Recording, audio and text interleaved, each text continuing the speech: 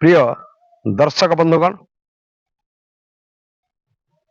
आपण मैंने जानी थे जे आमे कहीं कांदती या पूर्व दुईटी वीडियो करचंती। आज अन्य एक कारण पाई आमे कांदती जोटा कांदिबा कथा नुहे आमे अति आनंद रे अति खुशी रे मध्य आमे कांदती। यार कारण होची बेले बेले आमे देखती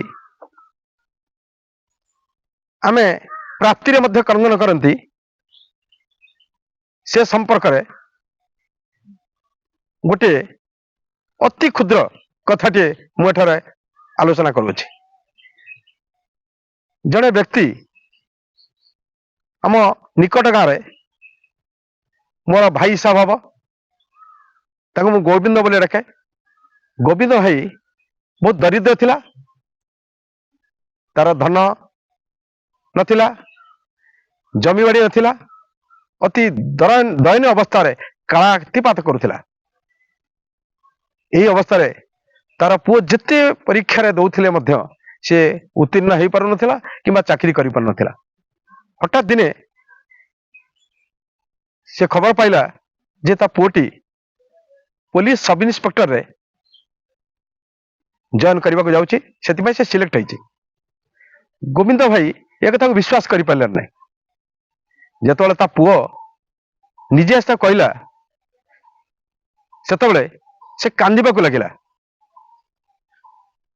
से कांदिबा अवस्था रे गोविंद भाई की जो पचारि जे गोविंद भाई आपण आगुरी कांदुथिले जिते पुओ चाकरी पाउन से कांदुथिले।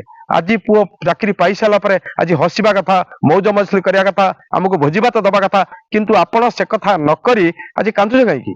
गोविंद भाई कहला यहीटा हूँ मु भावप्रवण हो जाइए। मो पुओ मो गरीब पुओटी आज जने पुलिस अधिकारी हवा को जाऊँगी से मु कांदुची।